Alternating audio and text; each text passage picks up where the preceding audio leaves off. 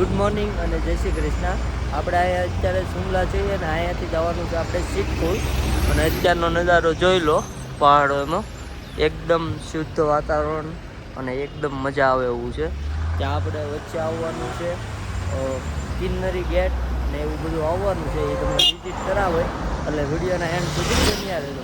એક સરપ્રાઈઝ છે તો ભાઈ ફાઇનલી એમ કહે છે સરપ્રાઈઝ મારે આપવી છે. આપી દેવી છે ને? તો આપી દો, હાલો વન બાય વન થઈ.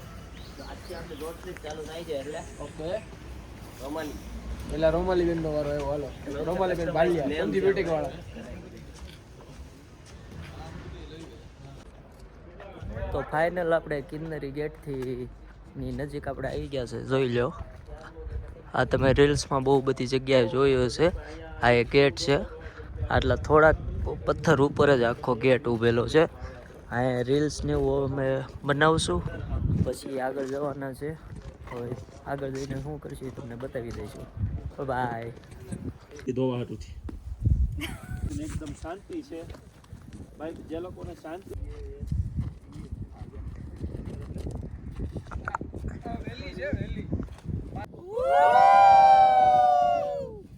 તમે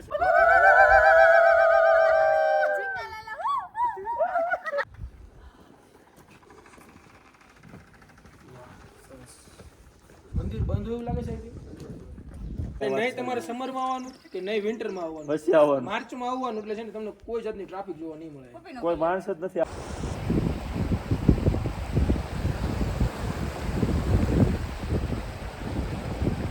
તમને તઈને એક મસ્તીનો સવાલ પૂછું, તમારે 700 આન્સર આપવાનો. રેડી?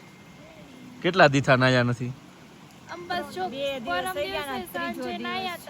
પછી આજે તો પાણી ઠંડુ હતું તો કાલ સવારે નહોતા નાયા સ્પંજ બાદ જીરી ગમે અમારું બોડી વાઇપ કરી લઈએ છીએ, વોશ નથી કરતા. એટલે ભાઈ આ નેક્સ્ટ લેવલની ઠંડી છે ભાઈ. તમે નાયા છો? હા હો, ગરમ પાણી કેટલીએ કર્યું હતું અમે. હે? કેટલીમાં ગરમ પાણી કરીને નાયો. નાયો તો યા હા. રેવા દે અભિરાને દે. મિતભાઈ તમે નાયા છો? ખોટું નહીં બોલું. માથું ધોયું, ફેસ વોશ કર્યું અને હાથ પગ પલાળ્યા, બાકી કાંઈ કર્યું નહીં. ઓકે, ડન છે. આ ભાઈને તો આપણે જોયા હતા, આપણી સામે ઉડી ચેન્જ કરી લીધી હતી. ના ભાઈ એટલી બધી ટાઈટ છે ને આજ હજી અહીંયા નોર્મલ છે. અહીંયાથી જ્યાં જવાનું છે ને ત્યાં હજી નેક્સ્ટ લેવલની ઠંડી છે. ત્યાં તો નાવાનું વિચારવાનું જ નથી લગભગ. એટલે એવું બધું છે. આવી બધી તૈયારી કરીને આવજો જો કોઈને આવવું હોય તો.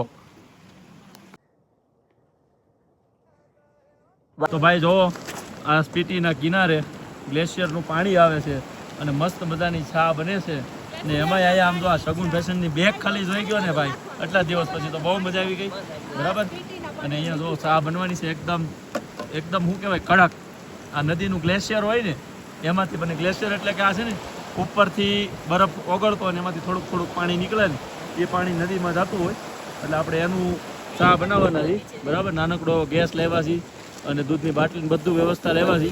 બહુ જોરદાર ચા બનવાની છે. કેમ કે અહીંયા તો ભાઈ આટલી ઠંડીમાં આ ચા કેવી લાગે દિવ્યાસભાઈ? અરે એક નંબર મજા આવે છે. આ અનુભવ આપણે ક્યારેય લાઈફમાં નથી કર્યો. આ પહેલી વાર થોડી વાર પણ મજા આવે.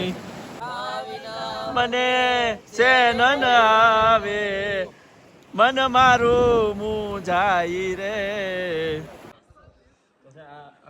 કેટલા દીઠા નાયું નથી? હમણાં ટોલા જેવું છે ને હાલી ગયું. અમે પાડું નીચે કોઈ તો તાર છે દેખાય છે. આ માખ્યું રાખો ને માથા અમને સડાવે ટોલા. 5 દીઠા નાયું નથી ભાઈ. અમે તો કાલ રાતે નાઈ લીધું છે. બરાબર? હોટલ વાળા હોઈ ગયા હતા ને એને